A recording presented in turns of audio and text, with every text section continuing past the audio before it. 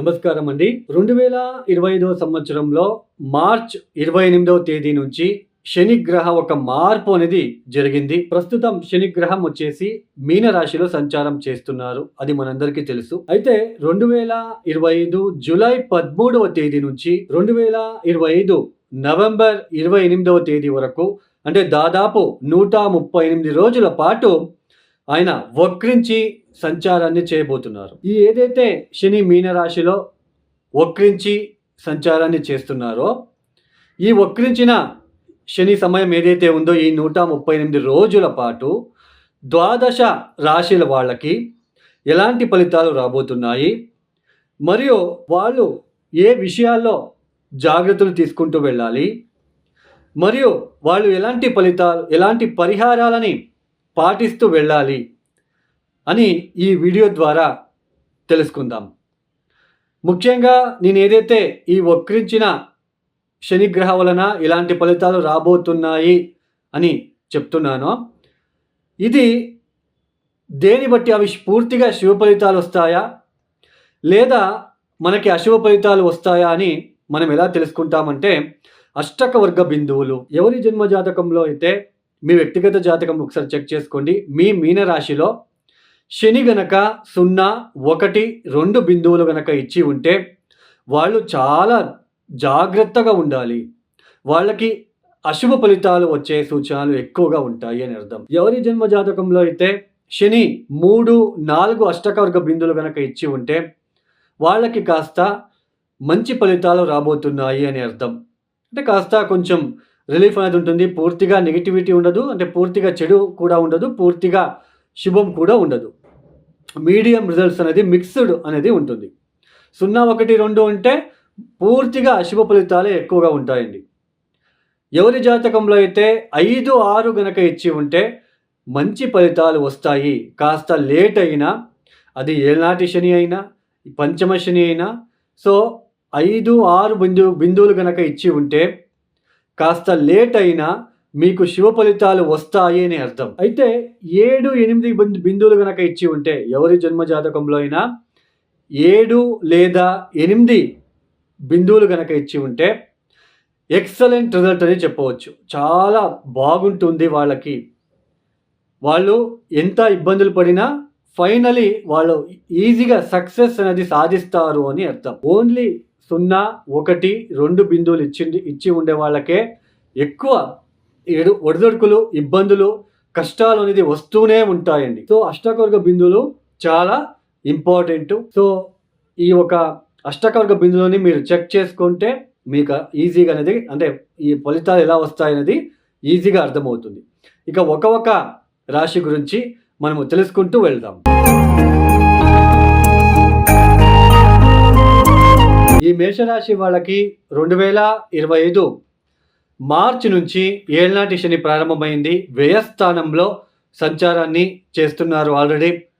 మీరు ఆల్రెడీ కొన్ని విషయాలలో ఎక్కువ డిస్టర్బెన్స్ అవుతూ ఉన్నారు. అది క్యారియర్ అంటే జాబ్ ప్రోగ్రెస్ లేకపోవడము, జాబ్లో అభివృద్ధి లేకపోవడము, ఎక్కువ అంటే చదువుకునే పిల్లలకి ఎడ్యుకేషన్ రీత్యా చాలా డిస్టర్బెన్సెస్, ప్రోగ్రెస్ లేకపోవడము, డైలీ రొటీన్ లైఫ్లో చేంజెస్ అవ్వడము. నేనేంటబ్బా రోజు పూజ చేసుకునేవాడిని, రాత్రి వేళకు పడుకునేవాడిని, వేళకు లేచేవాడిని, ఈ మధ్యకాలంలో పూజ చేసుకోవడానికి మనసు రావట్లేదు, రాత్రిపూట ఎప్పుడో పడుకుంటున్నాను, నిద్ర రావట్లేదు, మార్నింగ్ ఎప్పుడో లేస్తున్నాను, సడన్గా అట్లే లేచిన వెంటనే హడావుడిగా నేను ఆఫీస్కి కూడా వెళ్ళిపోతున్నానే, ఏంటి డైలీ రొటీన్ లైఫ్లో ఇలా అయిపోతుంది? ఇలాంటివన్నీ జరుగుతూ ఉంటాయి. డైలీ రొటీన్ లైఫ్లో చేంజెస్, మీకు ఒక ఎగ్జాంపుల్ ఇచ్చాను. లేదా ఫైనాన్షియల్ విషయంలో కొన్ని డిస్టర్బెన్సెస్ మీరు ఫేస్ చేస్తూ ఉంటారు ఆల్రెడీ. అయితే ఇప్పుడు వక్రించిన శని వలన, వక్రించిన తర్వాత ఈ మేషరాశి వాళ్ళకి ఎలా ఉండబోతుంది చూడండి. వక్రించిన శని వలన జాబ్లో మీకు ఏదైనా చేంజెస్ అనేది కనిపిస్తుంది. అంటే సడన్గా జాబ్ చేంజ్ చేయాలి, చేంజ్ చేసేద్దాం అనే ఒక థాట్ పెరిగిపోతుంది, లేదా జాబ్ చేంజ్ చేయవచ్చు. ఇక్కడ మీరు రాంగ్ స్టెప్ వేయడానికి అవకాశాలు ఉంటాయి. చాలా జాగ్రత్తగా ఉండాలి. ఉన్న జాబ్ని వదిలేసి వేరే జాబ్కి వెళ్ళే అవకాశాలు ఉంటాయి. అక్కడ మళ్ళీ మీరు ఇబ్బందులు ఎదుర్కొంటారు. ఆతురత, నిర్ధారం అంటే సడన్ డిసిషన్స్ అంత మంచిది కాదు వక్రించిన శని సమయంలో. ఈ సమయంలో ₹20 ఖర్చు చేసే చోటు ₹100 ఖర్చు చేయవలసిన ప్రమేయం ఏర్పడుతూ ఉంటుంది. ఖర్చులు పెరిగిపోతూ ఉంటాయి. డైలీ రొటీన్ లైఫ్లో ఇరిటేషన్ ఫీల్ అవుతారు. మార్నింగ్ నుంచి పొద్దున్నుంచి సాయంత్రం వరకు మీరు ఏదైతే పనులు చేస్తూ ఉంటారో వాటి అన్ని పనుల్లో కూడా చాలా డిస్టర్బెన్సెస్ ఫేస్ చేస్తూ ఉంటారు. ఈ సమయంలో హెల్త్ రిలేటెడ్ డిస్టర్బెన్సెస్ ఎక్కువయ్యే సూచనలు ఉంటాయి. ఎందుకంటే జూలై 27వ తేదీ తర్వాత మీ రాష్ట్రాధిపతి అయిన కుజుడు కన్యా రాశిలోకి వచ్చేస్తాడు. కన్యా రాశి అంటే 6వ స్థానము, 12వ స్థానంలో శనిదేవుడు. ఆ హెల్త్ రిలేటెడ్ డిస్టర్బెన్సెస్ కావచ్చు, లీగల్ మ్యాటర్స్లో డిస్టర్బెన్సెస్, శత్రువుల విషయంలో కొన్ని ఇబ్బందులు వచ్చే సూచనలు, రొటీన్ లైఫ్లో మరింత ఇబ్బందులు వచ్చే సూచనలు, ఇలాంటివన్నీ ఫేస్ చేయవలసిన ప్రమేయం ఉంటుంది. ఎక్కువ డబ్బులు ఖర్చు అవుతూ ఉంటాయి. తర్వాత ఫారిన్ ట్రావెల్ చేయాలి, ఆ వీసా, పాస్పోర్టు అవన్నీ డిలే అవుతుందండి, చాలా డిలే అవుతుంది. బట్ జాబ్ అయితే చేంజ్ చేస్తారు. బట్ అక్కడ కూడా పర్మనెంట్గా మీకు సోర్స్ఫుల్గా జాబ్ అనేది దొరకదు. ప్రస్తుతానికైతే నేను జాబ్ చేంజ్ చేసేసాను అనే ఒక థాట్లోనే ఉంటారు కానీ బట్ పోతూ అగైన్ మీరు డిస్టర్బెన్సెస్ ఫేస్ చేస్తారు. అంటే డైలీ రొటీన్ లైఫ్లో డిస్టర్బెన్సెస్ మరింత పెరిగే సూచనలు, ఎక్కువ ఖర్చులు పెరిగే సూచనలు ఉంటాయి. ఇంకా ఖర్చులు ఎక్కువ అవుతాయి. అయితే జాబ్లో మాత్రం కొంచెం చేంజెస్ అనేది కనిపించినప్పటికీ అది ఎండింగ్ వరకు ఉండదు. అది జాబ్ అనేది స్టిల్ మీకు బాగా రన్ అయ్యే ఆస్కారాలు తక్కువ ఉంటాయి. ఈ సమయంలో సడన్ డిసిషన్స్ని మానుకోవాలి. సడన్ డిసిషన్స్ వద్దు. తర్వాత కుటుంబంలో కూడా కొంచెం అపవాదాలు మీరు ఫేస్ చేయక తప్పదు. ఈ సమయంలో మేషరాశి వాళ్ళు తప్పనిసరిగా పూజలు చేసుకోవాలి. అయితే పూజలు చేసుకోవడానికి మీకు అక్కడ సరిపోదు. మీకు అక్కడ ఏదో ఒకటి డిస్టర్బెన్సెస్ లాగా క్రియేట్ అవుతూ ఉంటుంది. నేను చెప్పానే డైలీ రొటీన్ లైఫ్లో డిస్టర్బెన్సెస్ అని. సో అలాంటివి నేను నైట్ ఈజీగా హ్యాపీగా పడుకునేవాడిని. 10కి పడుకొని మార్నింగ్ 5కి లేచి బాగా పూజలు చేసుకునేవాడిని. ఇదేంటి ఇలా అయిపోతుంది? పూజలు చేసుకోవడానికి మీకు అక్కడ రాదు, సమయం అనేది దొరకదు. దట్ ఈస్ ఏళ్ళనాటి శని. సో ఇలాంటి సిచ్యుయేషన్ ఉంటుంది కాబట్టి జాబ్లో చాలా జాగ్రత్తగా ఉండండి. నష్టపోయే సూచనలు ఉంటాయి. డైలీ రొటీన్ లైఫ్లో జాగ్రత్తగా ఉండండి. ఇరిటేషన్ ఫీల్ కాకండి. సో ఈ సమయంలో మీరు అష్టకర్గ బిందులు కనుక చెక్ చేసుకుంటే, తర్వాత దశాభుక్తి ఏదైనా చూసుకుంటే మంచిది.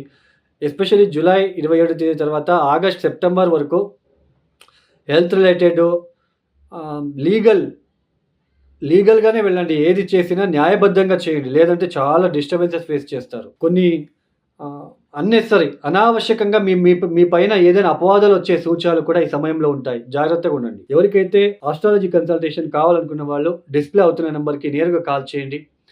నాకు డేట్ ఆఫ్ బర్త్, టైమింగ్స్ ఇది మాత్రమే కావాలి. మీ సమస్యలు చెప్పుకోరాదండి. ఏ జ్యోతిష్కుడి దగ్గర వెళ్ళినా సామాన్యంగా మీరు సమస్యలు చెప్పుకోరాదు. వాళ్ళ జాతకం రీత్యా చూసుకొని మీకు ఇలాంటి ప్రాబ్లమ్స్ ఉన్నాయి, ఈ విషయాలు ఎక్కువ డిస్టర్బెన్స్ ఫేస్ చేస్తున్నారు, మీరు ఇలాంటి పరిహారాలు చేసుకోవాలి. నేను జెమ్ స్టోన్ ప్రిఫర్ చేయనండి. నేను ఓన్లీ మీరే కష్టపడి చేసుకోవాలి. అలాంటి పరిహారాలు మీకు చెప్పడం జరుగుతుంది. ఎవరికైనా ఆస్ట్రాలజీ కన్సల్టేషన్ నెసరీ ఉంటే నేరుగా నాకు కాల్ చేయండి. మరియు చూడండి, ఈ మేషరాశి వాళ్ళు తప్పనిసరిగా మార్నింగ్ 5కి లేచే అలవాటు మీరు ప్రాక్టీస్ చేయండి. అలవాటు చేసుకోండి. ప్రతిరోజు కాలభైరవేశ్వర గాయత్రి మంత్రం ఓం కాలకాలాయ విద్మహే కాలతీతాయ ధీమహి తన్నో కాలభైరవ ప్రచోదయాత్ ఈ మంత్రం చదువుకుంటూ ఉండండి. ప్రతిరోజు కూడా మానకుండా ప్రతిరోజు సాయంత్రం పూట శివాలయానికి వెళ్ళి 8 నల్ల నువ్వుల ఒత్తులు వెలిగించి 11 ప్రదక్షిణలు చేసి లోపల కూర్చొని ఓం నమ శివాయ శివ పంచాక్షరి మంత్రం ఒక 1000 సార్లు చదువుకోవడము, మృత్యుంజయ మంత్రం ఒక 108 సార్లు చదువుకోవడము, ఇవన్నీ చేస్తూ ఉంటే కాస్త రిలీఫ్గా ఉంటారు. ఆతురత వద్దు, జాగ్రత్త. ఈ వీడియో మీకు నచ్చితే లైక్ చేయండి, షేర్ చేయండి, సబ్స్క్రైబ్ చేసుకోండి. సర్వే జనో సుఖినో భవంతు. ధన్యవాదాలు. జై శ్రీరామ్.